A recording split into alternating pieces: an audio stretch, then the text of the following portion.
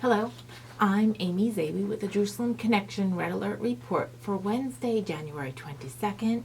Is Zionism white supremacy? Some colleges seem to think so, but the FBI has some data that will contradict this, as well as many other points that contradict this sentiment. Here's an interesting insight that the Jerusalem Post released at the very end of 2019. According to the U.S. FBI, 60% of all hate crimes in 2018 in America were against Jews, not Muslims, even though we are lectured daily by Hollywood and certain political pundits that Islamophobia is on the rise. As well, 60% of all hate crimes in 2018 were against Jews. It was a 105% increase from 2017. We still await the 2019 stats because they're under analysis right now, but adding to those numbers the deluge of attacks in New York City and New Jersey in November and December, these numbers and percents surely will, unfortunately, rise.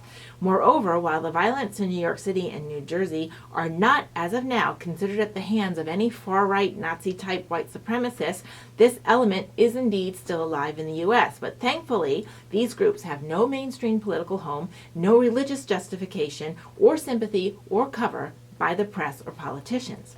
Not the same story can be said for the incidents surrounding New York City and New Jersey. The statements and social media posts of local African American politicians and national level ones and individuals caught on camera espousing hate and slapping Jews, these folks all get cover by the all-inclusive and progressive left, the Democrat Party and the mainstream media.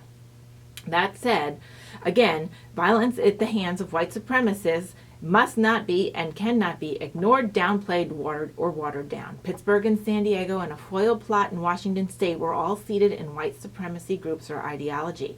And the news is quite helpful to point this out again and again, and politicians decry it as evil, as well they should. But they should also address other forms of evil as well. So then, how does the BDS movement, the boycott, divest, and sanction movement, so popular on college campuses and within our political ranks, how can they espouse the dichotomy, the oxymoron of calling Israel a Nazi or white supremacy state? Did somebody miss a memo? Are they all assuming the public won't see the disconnect?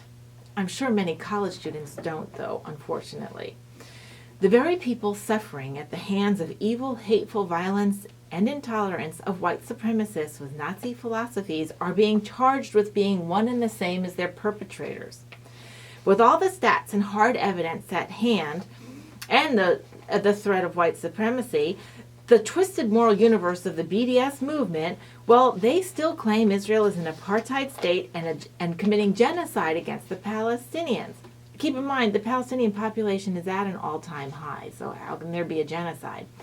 Not only that, they continue to demonize the Jewish state by their activists, the BDS activists, increasingly casting Jews, specifically Zionists, as agents of white supremacy. And let us not forget, David Duke posted his laud for Ilhan Omar on his social media, not Benjamin Netanyahu. Zionism, at its core, is the right for Jews to have a homeland and enjoy their statehood and rights that any nation on the planet will have. And while doing so, Zionism is committed to providing safeguards and civil liberties and political rights for all non-Jewish Israeli citizens. The same cannot be said for nearly all of the neighboring nations to Israel and most of the nations on the Human Rights Council and the UN. The lie that Zionism is racism goes back to a UN resolution from 1975 where they declared Zionism equals racism. It was repealed in 1991, but the BDS movement has picked it up and continued the mantra, taking it right to the college campus quad with the enthusiastic support from many faculty and journalism organizations. But the reality is that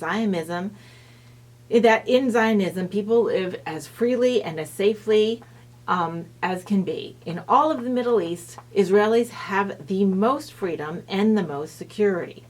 And yet the oppressive regimes and their offspring, those of Somalia, Iran, Egypt, Syria, Saudi, and more, beat a drum of constant finger-pointing that Israel is the epicenter of all the ills in the region for both individuals and the collective.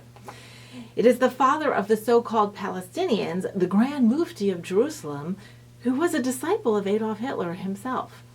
Jewish people, openly equated with white supremacy, was first discovered by the writer of the Jerusalem Post article when he saw that 3 Jewish women who wanted to carry a Rainbow Star of David for the 2017 Chicago LGBTQ support march were expelled from the march. And they were expelled because, in a statement, that the women couldn't participate because they would not denounce Israel, and that was a prerequisite. They said, the march organizers, that Zionism is inherently white supremacy. Linda Sarsour picked up this baton when she told Jewish women who wanted to march in the Women's March 2 years ago that it was impossible to be a feminist and a Zionist, and they were not welcome at the Women's March. According to a September 2019 report, efforts to label Israel and pro-Israel students as white supremacists have more than doubled in the last year. And another example is in the University of Virginia, where neo-Nazis did indeed march through campus 2 years ago in 2017, yelling, "Jews will not replace us." It was Jewish students who were barred from joining the very student group coalition that wanted to confront that organization. In May of 2018, at Stony Brook University in New York, the SJP, the Students for Justice in Palestine, issued a statement to the administration, quote, "If the Nazis, white supremacists, and KKK members were on campus, would their identity have to be accepted and respected? Absolutely not. Why then should we respect the view of Zionists?" Unquote. So basically they were saying to the administration that the Zionist viewpoints were as illegitimate as the Nazis, white supremacists, and KKK, which of course we know is not true. In November, the Brown University chapters of the SJP and the anti-Zionist Jewish Voices for Peace movement held a panel entitled "BDS, the Palestinian Right to Resist."